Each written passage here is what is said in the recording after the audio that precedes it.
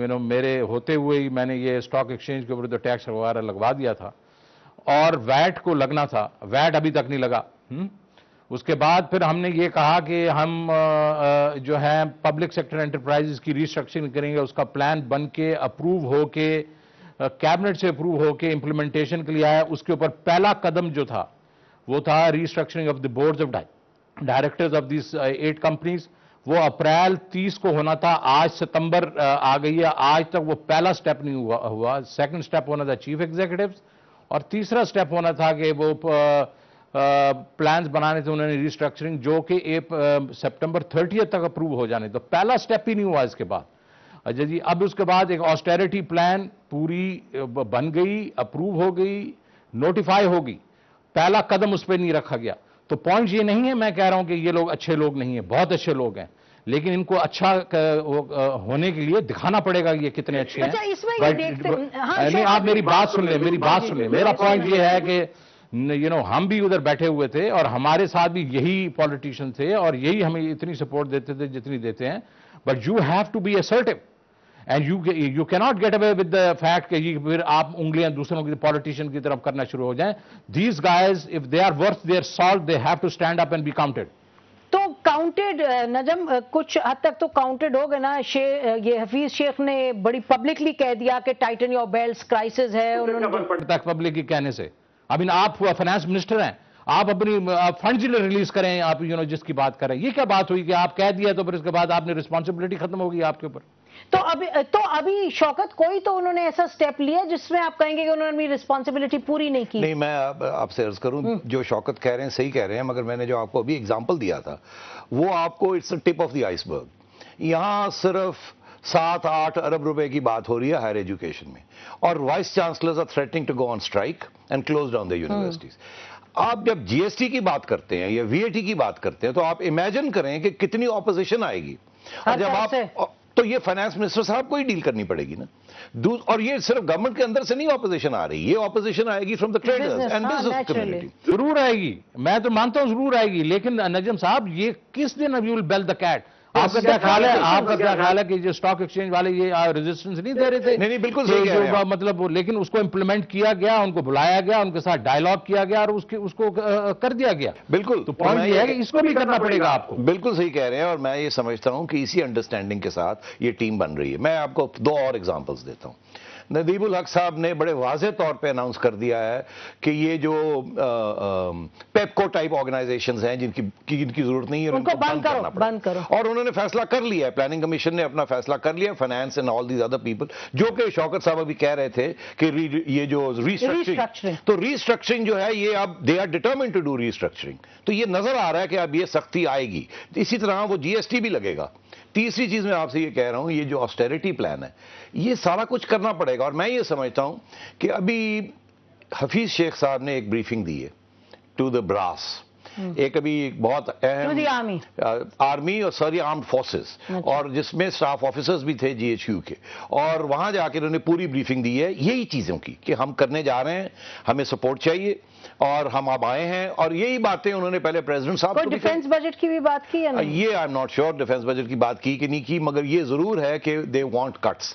حفیظ شیخ صاحب نے ایک اور میٹنگ میں جو کہ رپورٹ ہوئی ہے انہوں نے یہ بھی ریکویسٹ کی تھی کہ سب کو بیلٹ ٹائٹننگ کرنی پڑے گی، اور ان کا اشارہ اس وقت فوج پہ تھا کہ آپ کو بھی تھوڑی سی کرنی چاہیے سیکریفائس، کہ اگر آپ کا 400-500 بلین آپ کا ڈیفنس بجٹ ہے تو وہاں بھی اگر 40-50 ارب روپیہ کم ہو جائے، ہر جگہ پہ یہ کم ہو رہا ہے، تو یہ it would be a good sign. اچھا شوکت، آپ اس کا مطلب یہ کہہ رہے ہیں کہ فائنانس منسٹر اگر اپنے آپ کو اسرٹ کریں دیٹ از سفیشینٹ، یعنی کہ جو پولیٹیکل بیکنگ کی ضرورت ہے وہ آ جائے گی اگر فائنانس منسٹر اسرٹیو ہو؟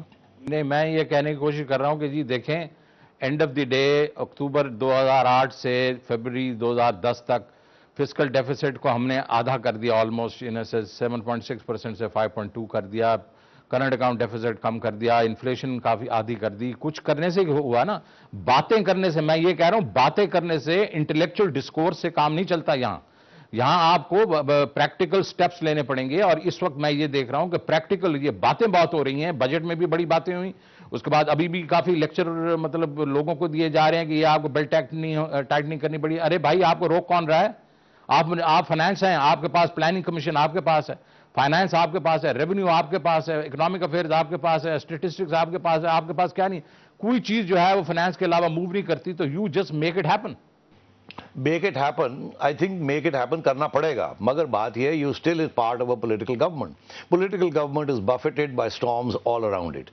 تو وہاں تو آپ کو ریزسٹنس تو نظر آئے گی, مگر میں یہ بات آپ سے کہہ رہا ہوں کہ ریزسٹنس ود ان گورنمنٹ ایک چیز, resistance out side government in civil society in sectors of the economy and sectors of the administration is another thing. تو وہاں کے پولیٹیکل پلیئرز کو رول پلے کرنا ہوگا نا نجم, جہاں پولیٹیکل پلیئرز کی آپ بات کر رہے ہیں, دیکھیے you all have to be on the same page. میں اگین آپ کو 2 ایگزامپلس دیتا ہوں.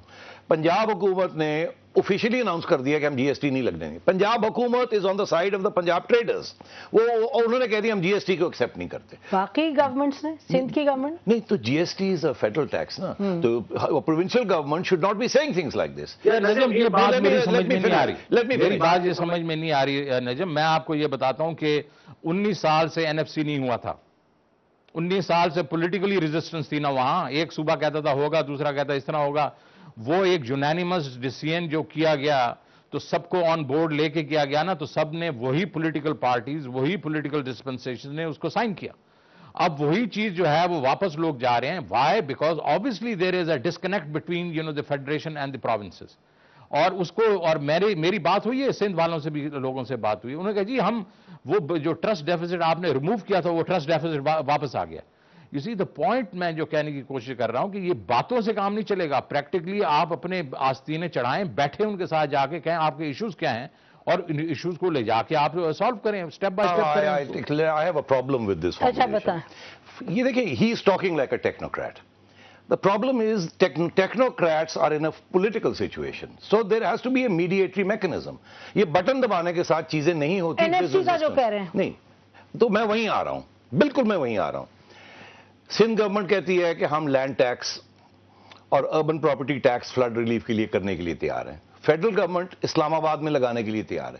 پنجاب گورنمنٹ, پرویز رشید صاحب کا اسٹیٹمنٹ آیا ہم نہیں لگائیں گے.